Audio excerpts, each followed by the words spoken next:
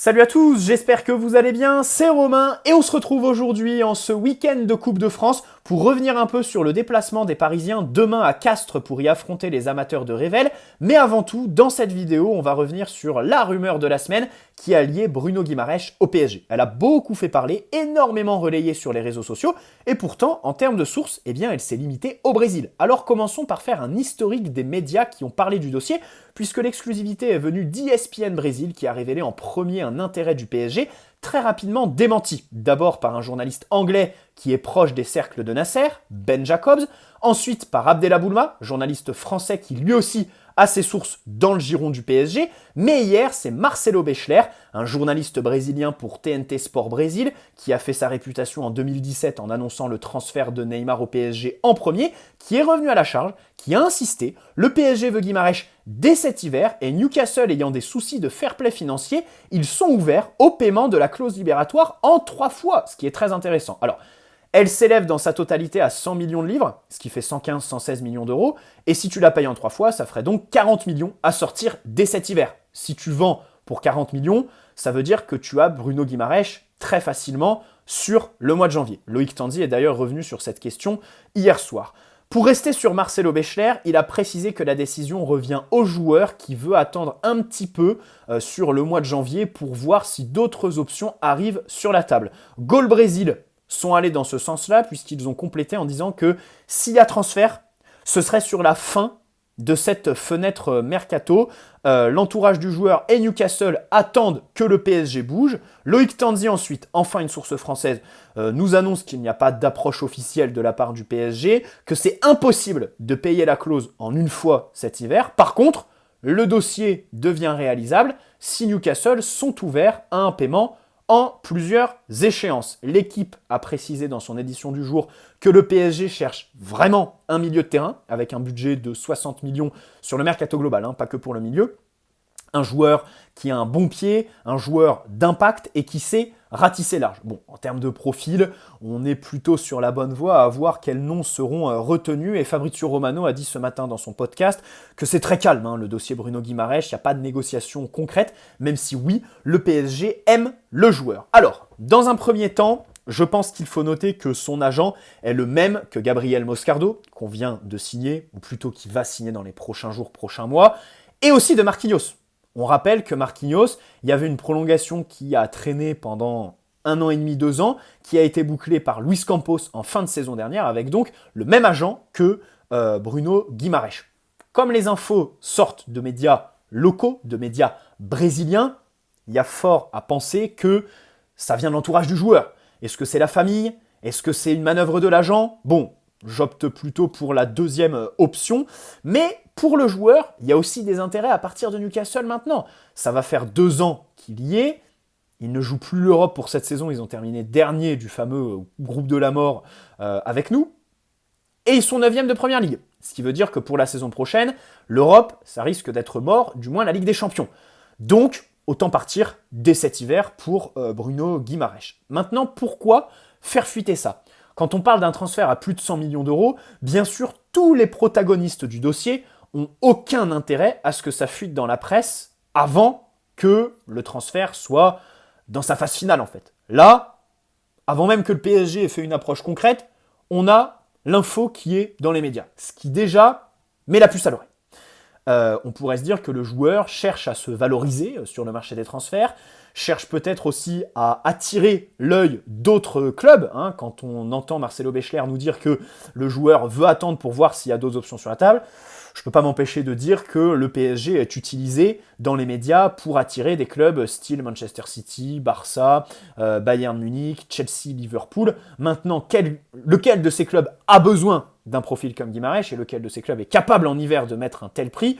Ça, c'est évidemment les deux grosses problématiques qui en éliminent pas mal, à commencer par nos amis barcelonais qui ont cru naïvement en octobre qu'il y avait une clause spéciale pour eux dans le nouveau contrat de Guimaraes. Alors, il aurait une clause libératoire à 115 millions, mais si c'est le Barça, la clause, elle est à 60-70 millions. Évidemment, tout ça a été démenti par Fabrizio Romano à l'époque.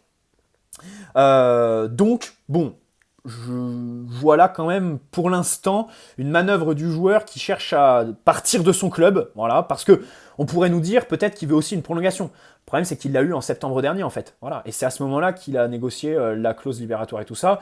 Donc je vois pas en quoi il demanderait une nouvelle prolongation, alors que là, son contrat court quand même jusqu'en 2028 à Newcastle. Donc, je pense que là, il y a une volonté chez Bruno Guimaraes de partir, ou c'est toute la question. S'il nous voulait vraiment, peut-être qu'il n'attendrait pas plus, hein, et peut-être qu'il ne ferait pas fuiter ça dans la presse, hein, puisque l'intérêt du PSG, bon, je pense qu'il existe, hein, bien évidemment. Maintenant, il y a la question de la clause, 115 millions. Alors, au début, je me disais, c'est pas possible qu'elle soit valable en hiver. Surtout que la prolongation a été négociée il y a 2 mois. Mettre une clause activable 2 mois après la signature de la prolongation, en plus en hiver, ça me paraissait impossible. Mais ça n'a pas été démenti dans les médias. Bon, du coup, ça semble être le cas. Hein. La clause est tout à fait levable durant le mois de janvier, ce qui paraît être assez fou en fait. Hein. Ça relève de l'incompétence chez Newcastle. Soyons très clairs. Léao, l'année dernière, quand il prolonge au Milan, la clause, elle est activable que cet été 2024. Bernardo Silva, qui parle plus aux supporters parisiens, l'année dernière, quand il prolonge à City, il y a une clause à 60 millions, mais elle est activable qu'à l'été 2024, hein, pas à partir du mercato d'hiver ou de l'été 2023. Voilà, soyons très clairs. D'habitude, les clauses, évidemment, elles sont activables 1 an ou 2 ans après. Et en hiver, mettre une clause sur cette période assez délicate ou se priver d'un élément capital de ton équipe semble assez fou. C'est bizarre, c'est quand même bizarre. Voilà, bon bref. Dans tous les cas, ça n'a pas été démenti, et on parle même d'un paiement en plusieurs fois. Enfin, je ne sais pas si on se rend compte, ce serait complètement fou d'avoir cette clause libératoire qui fait que tu ne négocies pas avec Newcastle, qui en plus t'autorise à payer en plusieurs fois, ce qui est quand même très argent, hein. 40 millions dès cet hiver. Les gars, soyons réalistes, hein. 40 millions, c'est ce qu'on a mis en une semaine sur Beraldo et Moscardo en fait. Voilà. C'est juste un fait. 40 millions, si on réussit à revendre Ekitike quasiment pour le prix où on l'a acheté, 32 millions, bah en fait, t'as les 3/4 de ces 40 millions. Voilà, c'est ça la réalité. Bon, ça relève un peu de l'utopie de vendre Ekitike au prix où on l'a acheté, mais il y a quand même beaucoup de clubs intéressés par le joueur, on y reviendra. Je trouve qu'il y a beaucoup de clubs intéressés, mais peu qui se concrétisent. Je suspecte le joueur et son agent d'être un peu trop gourmand. Je parle d'Ekitike, les gars. Je parle d'Ekitike. Moi, je veux bien le défendre, parce que, voilà, la faute est quand même en grande partie au PSG pour le dossier de cet été, et même pour l'avoir ramené, tout simplement, en 2022, à ce prix-là, avec ce salaire de 600 000 euros par mois, et les défauts que Ekitike avait, donc l'avoir ramené sans le prêter et tout ça. Mais de l'autre côté, je pense qu'on a un agent qui sont aussi assez gourmands, ce qui bloque un petit peu les deals avec les clubs allemands, par exemple, qui ne sont pas très dépensiers, bien évidemment. Voilà. Ensuite, la question de Gol Brasil concernant un deal Bruno Guimaraes en fin de mercato. Ça me paraît bizarre que Newcastle accepte d'attendre autant, sachant que derrière, eux, ils ont besoin de se retourner quand même. Voilà, c'est un joueur indiscutable. L'entraîneur hier a dit qu'il voulait absolument le conserver. Je les vois mal accepter d'attendre très longtemps sur ce marché des transferts. En plus, il y a une clause libératoire. Donc en fait, les clubs acheteurs savent à quoi s'en tenir. Et Newcastle aussi. L'année dernière, Benfica avec Chelsea, il y avait une possibilité de faire monter les enchères avec Enzo Fernandez, hein, rappelez-vous, et au final, Benfica obtient gain de cause puisque Chelsea débourse en toute fin de mercato, certes, les 130 millions demandés initialement par le Benfica, voilà, qui font pas de cadeaux. Là, Newcastle, en fait, les cadeaux, ils peuvent pas en faire. Il n'y a pas de marge de négociation puisqu'il y a une clause libératoire. Donc, je pense qu'ils ont plutôt intérêt à le faire partir dès maintenant. Alors, les 115 millions. Les 115 millions, bien sûr que c'est surpayé, les gars. Maintenant, je pense que ce genre de transfert à 9 chiffres, au-delà de 100 millions, doivent être réservés à l'élite des attaquants. Pas les milieux, pas les défenseurs, vraiment les joueurs qui font les différences dans le dernier tiers. D'un côté, Je suis quelqu'un qui, évidemment, mettra autant de crédit sur un défenseur qu'un attaquant à l'échelle d'un match. Quelqu'un qui n'aime pas, par exemple, l'initiative de la LFP de mettre un badge spécial pour le meilleur buteur de Ligue 1. Ça participe à l'individualisation du foot, parce qu'à partir du moment où tu mets un badge comme ça, tu dois aussi en faire un pour le meilleur passeur, pour celui qui a réussi le plus de tacles et tout le bordel. Mais de l'autre côté, sur le marché des transferts, je pense que au-delà de 100 millions, voilà, là on parle concret en fait. On parle de différences qui reposent vraiment sur le joueur. Quand tu achètes un attaquant, tu achètes quelque chose qu'un entraîneur ne peut pas amener, à savoir la finition, le côté létal dans la surface, les dribbles et tout ça, alors qu'un milieu de terrain, un défenseur, c'est pas pareil. Ça dépend plus du contexte collectif, des consignes, du positionnement que l'entraîneur va lui donner. Donc pour moi, les transferts à plus de 100 millions, ça doit être réservé quand même aux attaquants plutôt qu'au milieu. Donc ça, c'est mon premier point. Ensuite, vous me direz, Romain, aujourd'hui, sur le marché, bon déjà, tous les joueurs sont surcotés, bien évidemment. Kolo Muani à 90 millions, Gonzalo Ramos à 65 plus 15 de bonus, Ugarte à 60, tout ça, c'est surpayé comme pas possible, bien sûr. Vous me direz aussi, Bellingham au Real, c'est 105 millions. Declan Rice à Arsenal, c'est 120. Enzo Fernandez, c'est 130. Tchouaméni, c'est 80 qui monte à 100. Donc au milieu de terrain, c'est pareil en fait. Les transferts à 9 chiffres, ça commence à devenir monnaie courante. Je vous répondrai que ces 4 joueurs, Bellingham, il a 20 ans, Declan Rice, il en a 24, Enzo Fernandez, il a 21 ans quand il signe à Chelsea, Tchouaméni, il en a 22 aujourd'hui, 21 quand il signe au Real. Là, Bruno Guimaraes, c'est 26 ans. Donc 4 ans de plus que la moyenne des 4 autres joueurs. Ce qui n'est pas rien en fait. C'est-à-dire qu'un Bellingham que tu recrutes à 20 ans, 105 millions, là tu t'assures 10, 12, 15 ans au milieu de terrain. Avec Bruno Guimaraes, 26 ans, certes tu recrutes un joueur qui est dans la force de l'âge, et bien sûr, 26 ans, ça vaut 115 millions, bien sûr. Mais de l'autre côté, par exemple, les perspectives de revente, elles sont un peu plus floues que sur un Bellingham, tu vois. Bellingham, quand il aura 25 ans à la fin de son contrat au Real, ils pourront le revendre. Enfin, le prolonger, le revendre et tout ça. Lui, Bruno Guimaraes, bon là, tu vas le signer, tu vas lui donner un giga salaire, parce que quand tu signes un joueur à 115 millions, évidemment que le salaire, il est au-delà des 10 millions par an. Tu vas mettre des giga commissions sur l'agent. Mais derrière, en fait, quand il arrivera à la fin de son contrat, qu'il aura passé les 30 ans, qu'est-ce que tu fais ? Sa valeur sur le marché permettra pas d'amortir les 115 que tu auras investi. Voilà.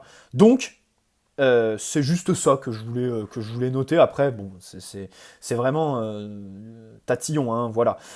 Aussi, il y a des gens, alors là, je vais les critiquer, ceux qui nous disent, ouais, plutôt que mettre 115 maintenant, fallait le signer en janvier 2022, quand il est parti de Lyon, il était sous nos yeux en Ligue 1. Je suis d'accord. Déjà, à l'époque, c'était un super crack. D'ailleurs, Juninho, Paqueta, Guimaraes et tout ça, de vrais bons joueurs. Mais, à l'époque, il faut se rappeler de la réalité.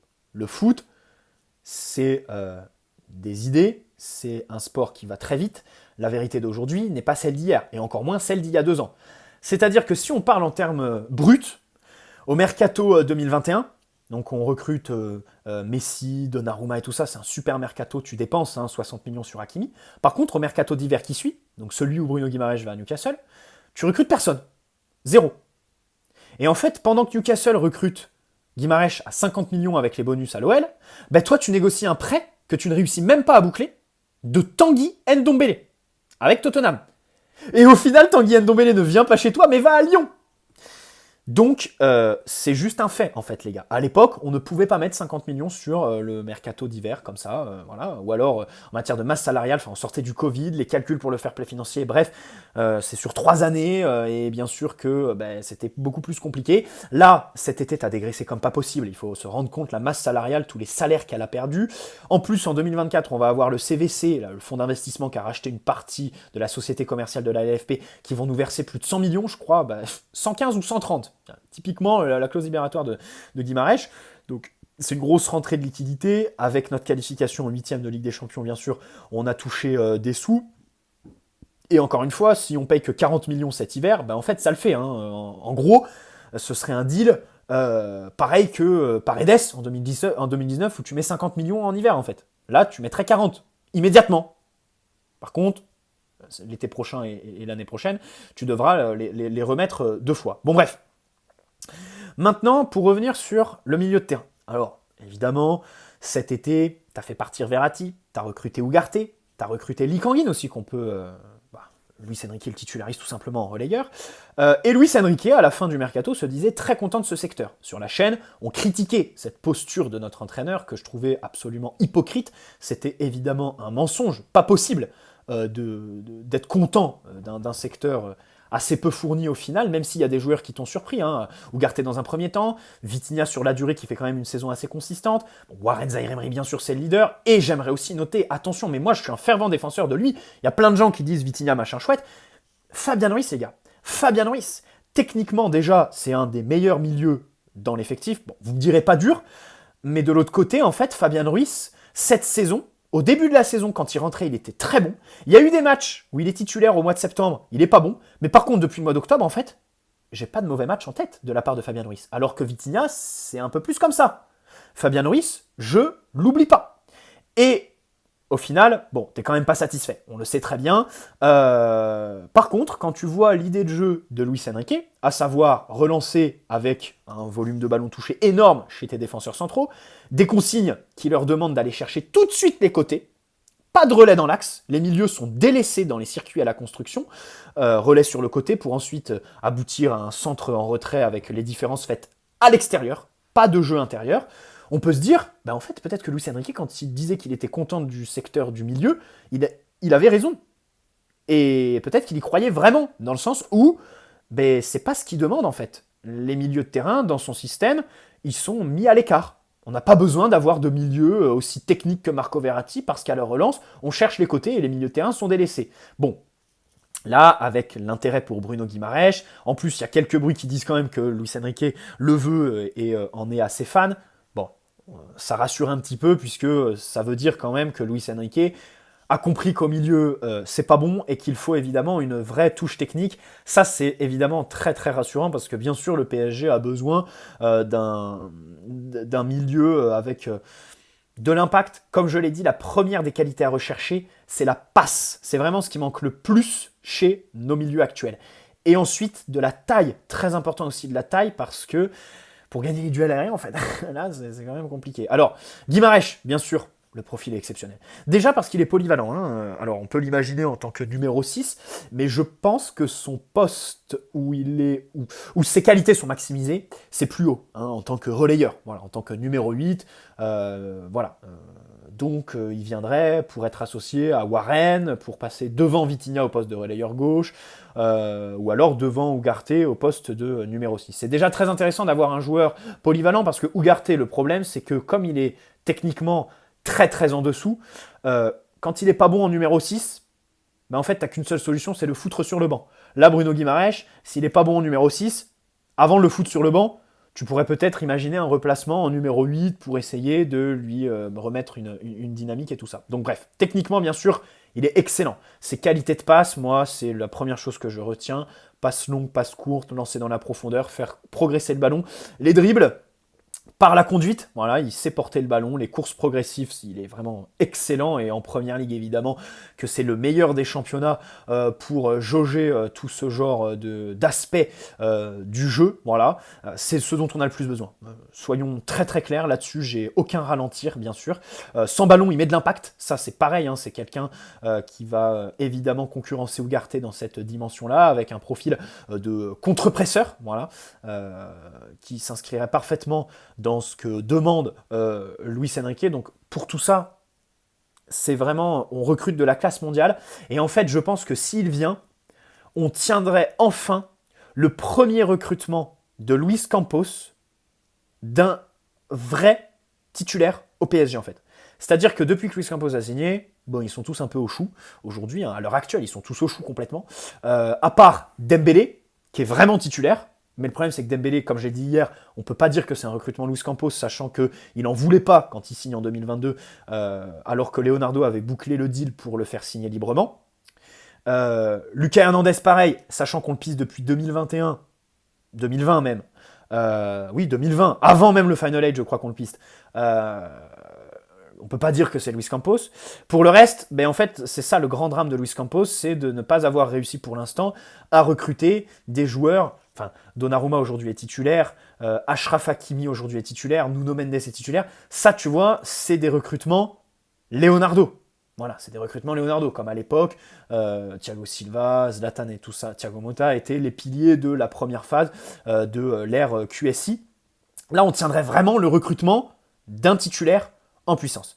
Par contre, quand je vois plutôt dans la semaine Calvin Phillips associé au PSG, là, le milieu de Manchester City, qui fait 1m79, Bruno Guimaraes qui fait 1m82, qui n'est pas forcément très bon dans les airs, hein, on va pas se mentir, les duels aériens, pas son truc.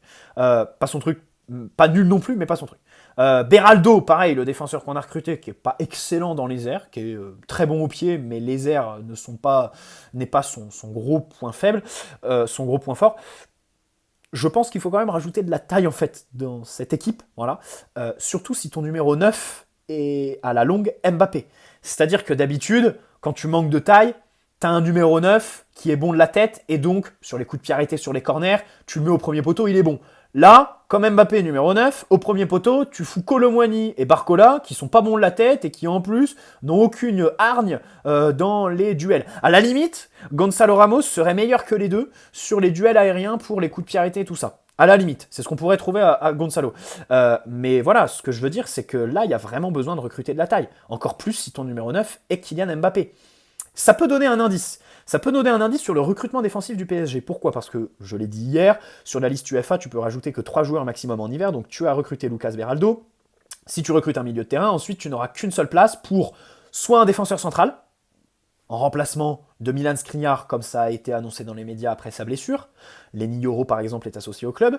Soit un latéral gauche, parce que tu peux envisager replacer Lucas Hernandez dans l'axe et prendre un joueur qui accepterait le rôle derrière Nuno Mendes quand il reviendra de sa très longue blessure. Là, si tu recrutes Guimaraes, 1m82, je pense qu'en fait le troisième recrutement devrait s'orienter, plutôt qu'un latéral gauche, en fait un défenseur central grand avec de la taille et très bon de la tête. Voilà. Sans Bruno Guimaraes, je dis aujourd'hui, les gars, il faut recruter un latéral gauche pour replacer Lucas Hernandez dans l'axe. Par contre, si tu décides au milieu de terrain de recruter un mec qui fait 1m82, je veux un défenseur central, pas de latéral gauche, tant pis, on laisse Lucas jusqu'au retour de Nuno là-bas, et un défenseur central qui est très bon de la tête. Voilà. Bon, alors après, on peut me dire il faut recruter un latéral gauche qui est très bon de la tête, mais le problème c'est que quand t'es latéral gauche, bon, tu joues moins de duels que quand t'es un joueur axial, bien évidemment, hein, et puis des latérales au gauche grands, bon, ça n'existe pas vraiment, hein, les latéraux sont plutôt petits d'habitude. Voilà.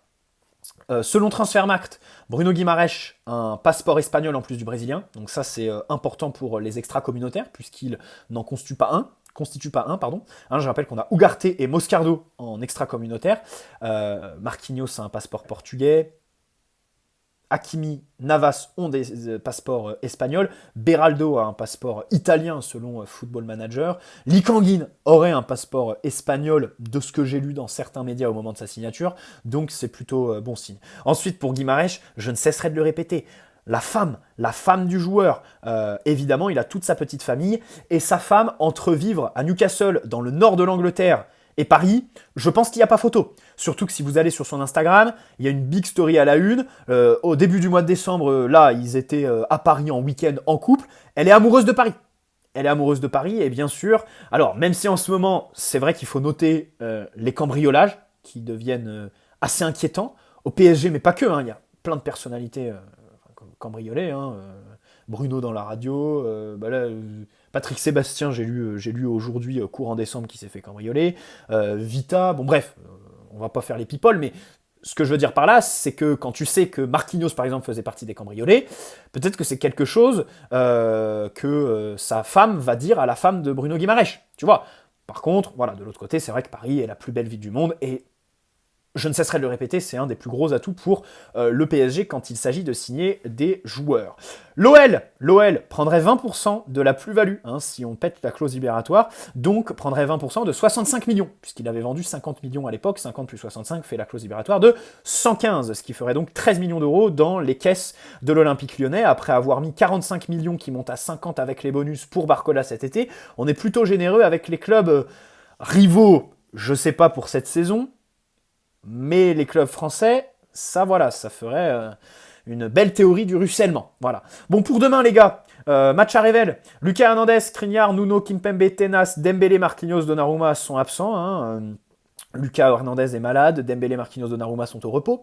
Personnellement, je fais jouer absolument Gonzalo Ramos, qui doit reprendre en rythme et en confiance. Bon, alors, je fais un 4-2-4, on va pas se mentir. Voilà, Luis Enrique a fait un groupe assez turnover, donc je mets une attaque à 4. Gonzalo Ramos, Asensio, faux numéro 9. Bon, ça me déplaît un peu de mettre les deux en même temps parce que c'est deux joueurs qui ont tendance à beaucoup décrocher. Mais voilà, je préfère les mettre eux. Kolo Muani à droite, Barcola à gauche. Voilà, Mbappé reste sur le banc. Au milieu de terrain, je mets Vitinha, Ugarte. Ugarte doit jouer bien sûr après sa mise au banc contre Toulouse.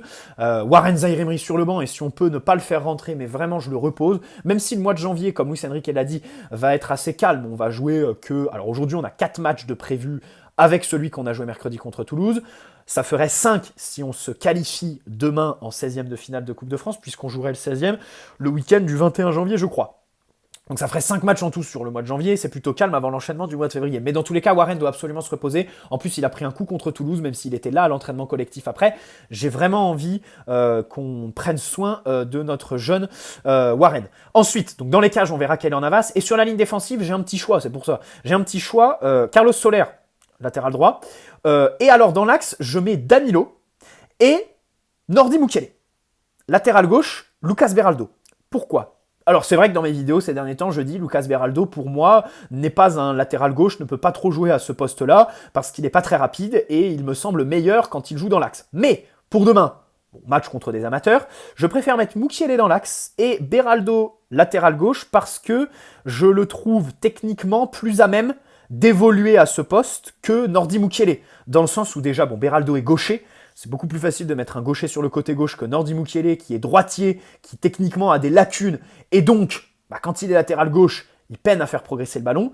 Et en plus, techniquement, Beraldo est bien meilleur que Mukiele pour animer un côté, même si bien sûr, déficit de vitesse. Bon, je pense que demain, on ne devrait pas avoir beaucoup de soucis dans la gestion de la profondeur et tout ça. Donc oui, je mets Lucas Beraldo au poste de latéral gauche et donc Nordi dans l'axe, voilà. Aussi en prévision de l'absence de Skriniar, voilà, parce que il va falloir investir un peu tout le monde et peut-être que Nordi sera appelé à jouer un peu plus souvent dans l'axe. Donc voilà.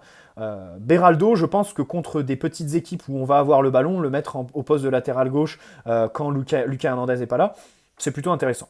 Voilà, j'espère que cette vidéo vous aura plu, n'hésitez pas à poser un like si c'est le cas, vous abonner si ce n'est pas déjà fait, les vidéos sont super longues en ce moment, et j'avais encore d'autres brouillons sur Cher Endur, sur Hugo Ekitike, mais bon c'est comme ça.